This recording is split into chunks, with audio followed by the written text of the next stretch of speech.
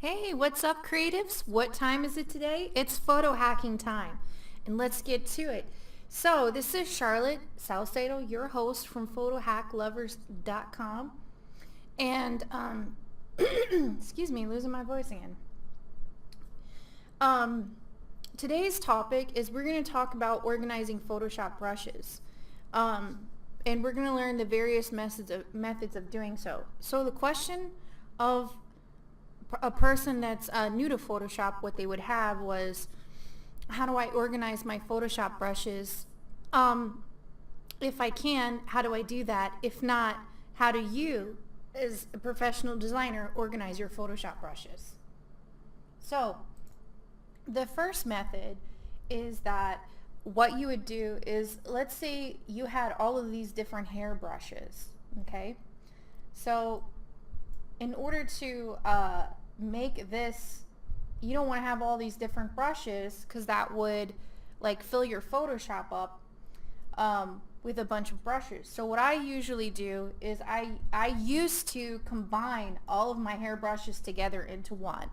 And this is how you do it. Okay, so you're going to go into your preset manager and you're going to load the brushes, and you're going to, let's see,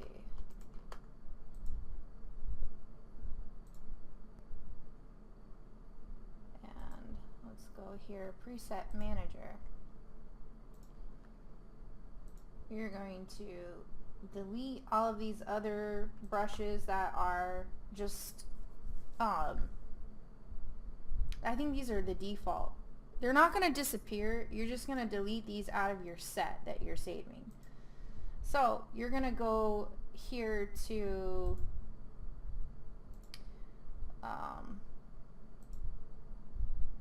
and then you would go to new brush preset, and you would create that brush preset.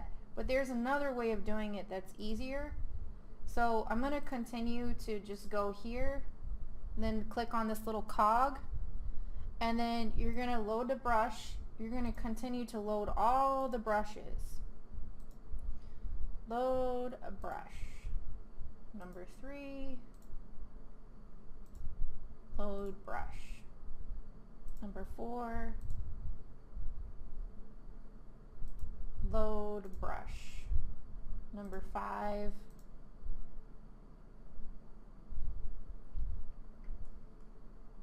And so on and so forth. So you're just going to continue making, you're going to load all of those brushes until this is all filled up.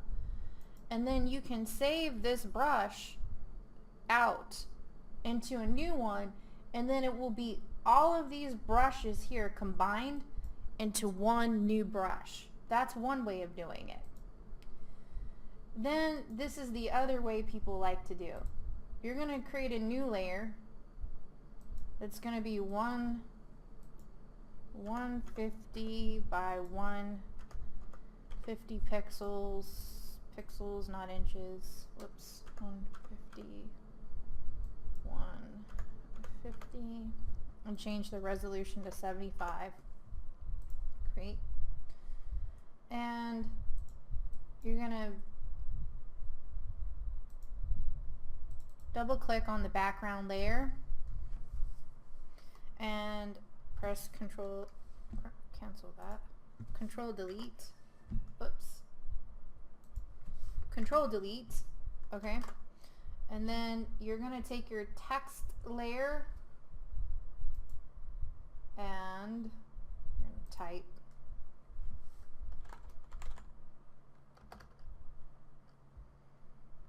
skin.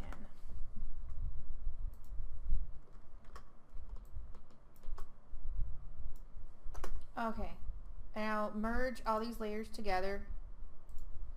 Now select it to affect it, and then go edit, define brush preset, skin. Okay, so now if you go back to your brush preset panel, you have a thing that divides hair from skin.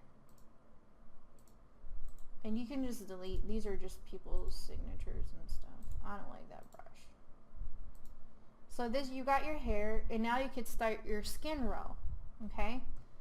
And then so on and so forth. You can do, what's hair, skin, nails, lips, whatever you want to do. That's like if you're just gonna want, if you're gonna want to organize it onto one brush. If you just have one brush and you're just drawing from like one area to make like a quick, editing thing. But here's the problem that I ran into. I have more hairbrushes than, I don't know, I've collected along the years. Like, I would say I have like 15 years worth of hairbrushes. So it's not going to fit onto one thing, because if you load it, it's going to make your Photoshop run really slow. How I used to have it, I used to save it into sets like these, and then I would have them alphabetically categorized. Like, I would have hair, I would have like bats, cobwebs, and then I combined it into Halloween stuff. Like rust, just different stuff. But then when I opened my brushes, there was just like a river of brushes everywhere, and it made it hard to draw and to do anything, because I had like this window here was like I don't know, 2 screens big.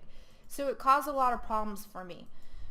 Another thing is that it makes your Photoshop load very slow when you load all of those brushes at once. I'm going to show you how I organize everything. I have mine on an external hard drive. All of your brushes there, if you are set on doing it this way, then you can load the brushes in your preset panel. And all you have to do is drag all the brushes and drop them in here. But I don't recommend that. This is what I recommend.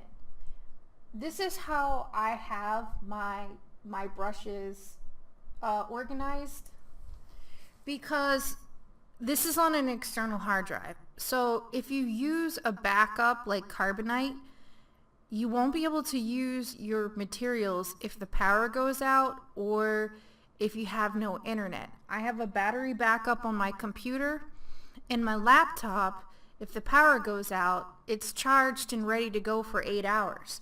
But if there's no internet, that's okay, because I have this on an external hard drive, and I also have it backed up as well it's on a different website. I think I have it on Google Drive or Amazon. One of those places I have it backed up in a zippy file. And I regularly drop files that are super important in case I lose them. I mass zip them, like my fonts. Like, I don't want to lose my fonts. I mass zip them and I upload them to my server. And I have my own personal server. And the reason why I do that is because Windows 10, like, say for instance, if you save all of your brushes in the presets panel and Windows updates, Windows 10 updates, or you get a virus or something happens to your computer, you lose all your brushes. You lose everything. And because it's saved into the program folders, when you have to, I don't think that particular thing is backed up by sites, like the presets and the settings and stuff like that, when you save your brushes in there, because I had my stuff backed up and stuff was saved on my computer, but all my brushes and my fonts were gone. I don't know why that happened, but it did.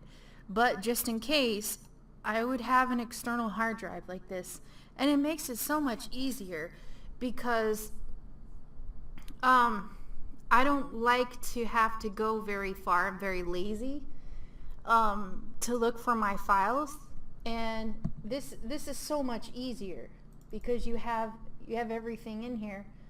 And I don't just put the brushes, I also put pictures in there as well, because what I have found is that sometimes I can make, if I don't have the brush, I can make a brush from the picture. So sometimes I like to save pictures in there too as well. So that's because when I've been making projects, I have forgot that I have brushes and the pictures, and so sometimes I just like to look in my folder and see what do I have that's, if I'm looking for a piano, what do I have that's piano based related. Sometimes when I'm working on a client's project, brushes aren't copyrighted, so you can use brushes. The license on that is that you can use the brushes wherever or however, but with photos they limit you to a certain amount of copies. So sometimes it's better to just use a brush and paint over it and like do a watercolor or make some kind of like effect. So I like to have the photos and the brushes together, simultaneously together in the same folder. And this is easy because you can, I have this external hard drive that can fit in like my pocket. It's like a little passport hard drive. It's an external, it's so small. And I've had external hard drives before and they failed on me, but the little WD Passport is about $75 for a terabyte. You could probably, no, actually I think I paid $59.99. The 2 terabyte is $75. So you can get 2 terabyte. And I have a terabyte and I still haven't filled it up yet, and boy do I download stuff like crazy. So if you're just starting out, I think that would be good for you. The other thing I wanted to tell you about is Brusherator. I don't know if you guys know about that, but it's a really cool tool, and I use it also to organize my Photoshop brushes. Let me show that to you. Okay, so if you have the latest version of Photoshop CC, you can go to Windows Extensions, and here it is, Brusherator Plus. And this will pop up, and I've already started to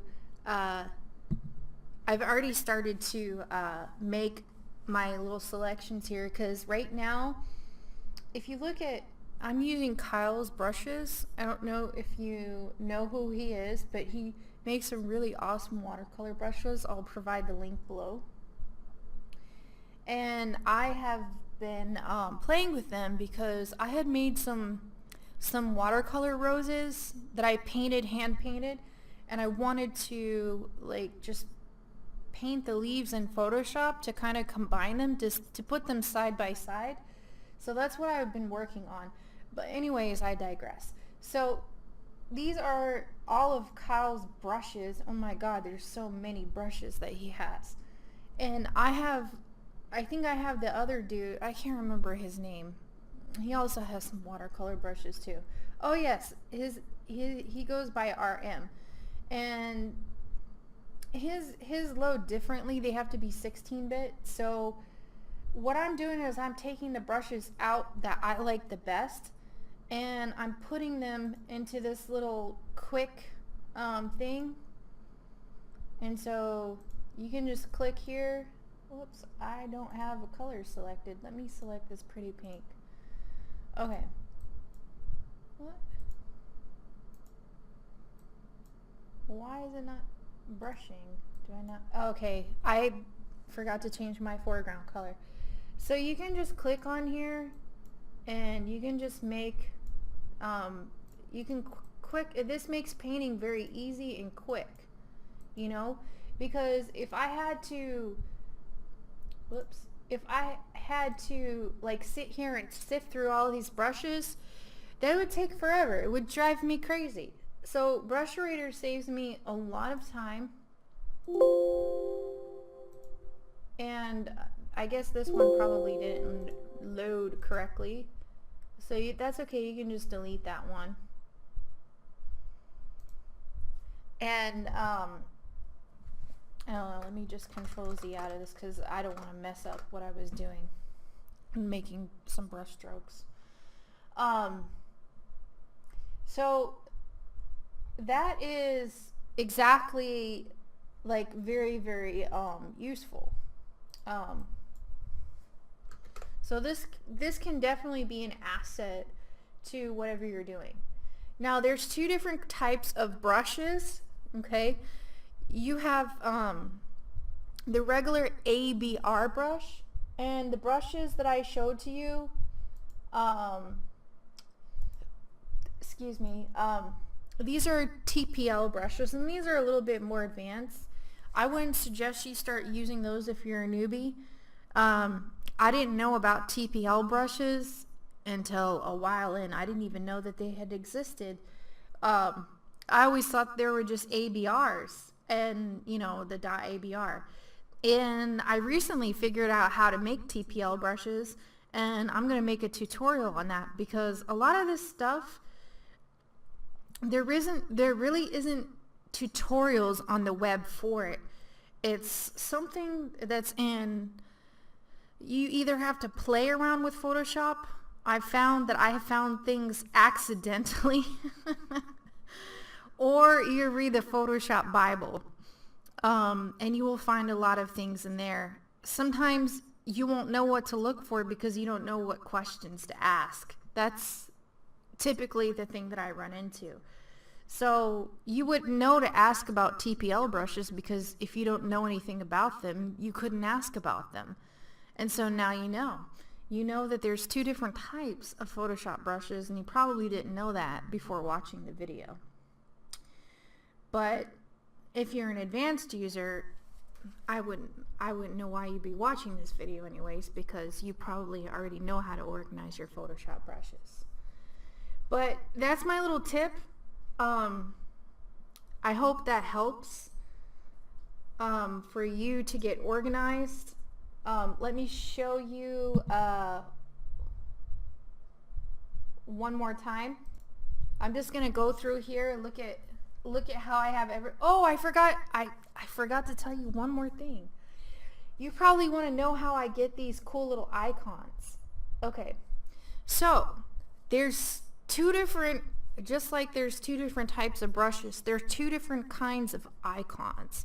There's icons that are like JPEG, PNG, you know, regular files that you can see. And then there's something called .ico. In order to have your computer folders show up like this with the pictures, with special customized pictures, you would have to get either an icon to ICO creator, and you can Google it, you can find them everywhere, and you basically upload your image and it turns it into an ICO file, and then you can change your folders. And this helps me because if all the folders are yellow, it makes it harder to find stuff. But you see the teddy bear here? If I'm looking for kids, toys, and baby, I know that teddy bear means kids, you know? So the light bulb, if this is the let there be light section, and everything that has to do with lighting, like anything that has to do with lighting. I'm talking about fractals, you know, the spotlights, some bokeh lighting, whatever, you know, candles, fire. Actually, I don't think that's in there. I think it's just has to do with like lighting and spotlight and just stuff like that, because I think I made a new folder for fire because I have so much fire. I think I made a new folder for, let's see, yeah, fire and flames, because I ended up having so many fire and flames that I took it out of the light section. The light section has fireworks, you know, like anything that has to do with lighting pretty much. And how you can change it, you go to properties and you go to customize and you change the icon. And you can change it to the default ones here, or if you want to, you click browse and you will browse to your computer. Now, if you delete you have to have the ICO files on your actual computer, and you have to leave it there in order for it to recognize, in order for them to pull the images. It's kind of like, it's the same thing like website. The images got to be in the same folder. So I have these ICOs saved to the very front of my hard drive. So it's on the very front, like in another hidden section area. So that way I can save all my ICO files, and I have all these different pictures. Like you see, this one's feathers, boho, tribal, Indian, and there's a picture of a feather. I have a picture of a unicorn for fantasy. Egypt has a pyramid. So it just makes it very, very easy, and I'm a visual person. So that's how I do all this. You know, like there's a link for rope and chains. So it just makes it very, very simple and very easy.